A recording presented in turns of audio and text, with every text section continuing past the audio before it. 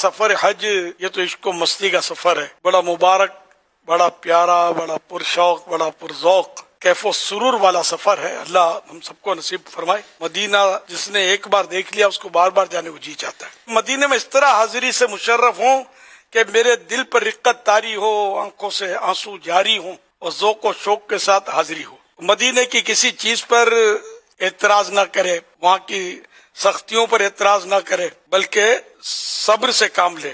وہاں کی کسی چیز پر تنقید نہ کی جائے، وہاں امتحان ہوتا ہے۔ کبھی کوئی ایسا بھی ہوتا ہے کہ سفر حج میں غصہ دلانے کا بھی واقعہ آتا ہے، کوئی غصہ دلاتے ہیں۔ بہار شریعت میں لکھا ہے کہ بعض اوقات فرشتوں کو آگے کر دیا جاتا ہے، وہ انسانی روپ میں آ کر وہ آپ کو غصہ دلائیں گے، اور آپ کا امتحان ہوگا کہ غصہ کرتے کہ نہیں کرتے۔ اب ان کے بارے میں بولا بولی کرتے ہیں، عقیدے کی بات نہیں کر رہا۔ جس کا عقیدہ خراب ہے تو ابو جہل بھی عربی تھا، ابو لہب بھی عربی تھا، تو ہیں برے۔ قرآن حدیث میں ان کی برائیاں آ گئیں۔ ایک بات ہے کہ جن کا عقیدہ درست نہیں ہے وہ تو مطلب مائنس ہے، میں مسلمانوں کی بات کر رہا ہوں۔ تو اہل عرب جو ہے ٹھیک ہے، کبھی اب ایسا ہو جاتا ہے، تو ہم لوگ بھی کون سے اچھے ہیں؟ ایک انگلی اٹھاتے ہیں، تین انگلی اپنی طرف آتی ہے۔ لڑائی مارا ماری اور گالا گالی اور غیبتیں، تہمتیں اور پھڈے اور دھمکیاں، اور یہ تو مدینہ ہے، میں تم کو بولتا نہیں ہوں، ادھر ملو بتاؤں گا تم کو، یہ دھندے نہیں کرنے۔ بالکل عاجزی کا پیکر بن کے جانا ہے، تو انشاءاللہ بہت کچھ ملے گا۔ سنبھل کے پاؤں رکھنا حاجیو شہر مدینہ میں، کہیں ایسا نہ ہو سارا سفر بیکار ہو جائے۔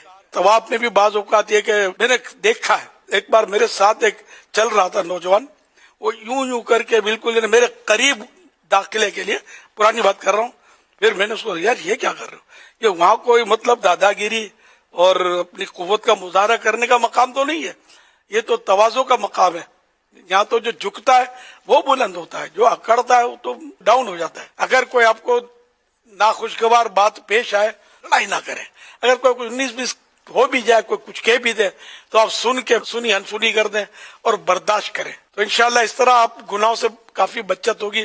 ورنہ جو آپ نے جوابی کارروائی کی نا، تو پھر بڑا مشکل ہو جائے گا، شیطان کا کام ہو جائے گا۔ حج مبرور میں تو بہت سنبھل کر چلنا ہے اور صبر کرنا ہے۔ حضرت عیسیٰ روح اللہ علیہ نبینا علیہ الصلوۃ والسلام نے صبر کا بڑا پیارا نسخہ بتایا۔ جنت کی محبت اور جہنم کا خوف اگر یہ دل میں بس جائے نا، تو صبر کرنا آسان ہو جائے گا۔ مدینہ ہے، یہاں دو گے تو زیادہ ملے گا انشاءاللہ۔ بعض لوگ بڑے مالدار ہوتے ہیں، وہ خرچہ کر سکتے ہیں یار۔ غریبوں کو دیکھو، کمزور حاجیوں کو دیکھو۔ کمزور حاجی میننگ وہ فزیکلی نہیں، مالی طور پہ بعض حاجی کمزور ہوتے ہیں، بیچارے بڑی مشکل سے پہنچے ہوتے ہیں، قرض دار ہوتے ہیں، وہاں خرچہ کرو ان پر، بلکہ حج مبرور کی نشانی ہے یہ۔ اعلیٰ حضرت رحمت اللہ علیہ فرماتے ہیں، حاجت سے زیادہ توشہ لے کر رفیقوں کی مدد اور فقیروں پر صدقہ کرتا چلے، یہ حج مبرور کی نشانی ہے۔ نہ ضرورت سے زیادہ اپنے ساتھ کچھ رقم وغیرہ لے لے، چیزیں لے لے، اور جو اپنے ساتھی ہوں، جیسے کاروان میں جو ساتھی حاجی ہیں مثلا، تو اپنے ساتھی ساتھ والے ہیں ان کی، اور جو غربا ہیں ان پر، غریبوں پر صدقہ کرتا چلے، تو یہ حج مبرور کی نشانی ہے۔ حج مبرور کی تعریفات تو کئی ہیں، آسان تعریف یہ ہے کہ وہ حج جو قبول ہو جائے، مقبول حج، یہ حج مبرور ہوتا ہے۔ ہمارا دل یار تنگ ہو جاتا ہے، خرچہ کرنے کو جی نہیں چاہتا۔ گھر میں تو آسائش کی زندگی تھی، مسجد میں جانا ہے تو اسکوٹر پر یا کار میں، دکان تو کار میں، اور وہاں میلوں میل پیدل چلنا ہوگا۔ یہ تو آپ کو مشورہ دوں گا کہ فی الحال آپ پیدل چلنا شروع کر دیں۔ آپ ہوں گے، آپ کے وہ پاؤں ہوں گے، اس پر چلنا ہے، تو اس لیے ابھی سے پریکٹس کریں۔ اس طرح احرام باندھ کر تھوڑا پریکٹس کریں چلنے پھرنے کی۔ گھر میں چار دیواری میں کون دیکھتا ہے، تو گھر میں تھوڑا احرام باندھ کر اس کا مزہ لیں خوب، تو انشاءاللہ جب یہ فٹ ہو جائے، جن کا تجربہ نہیں ہے، پہلی بار جا رہے ہیں، خاص کر ان کے لیے مفید ہے۔ لیکن کئی بار جاتے ہیں، ان کو بھی بعض اوقات تہبند باندھنا آتا نہیں ہے، یہ سیکھنا پڑے گا۔ اصل مشکل یہ ہے کہ حاجی صاحبان جو ہے نا، یہ اتنی پریکٹس نہیں کرتے، اتنی توجہ نہیں دیتے، سیکھنے کی ہرس نہیں ہوتی ان کو۔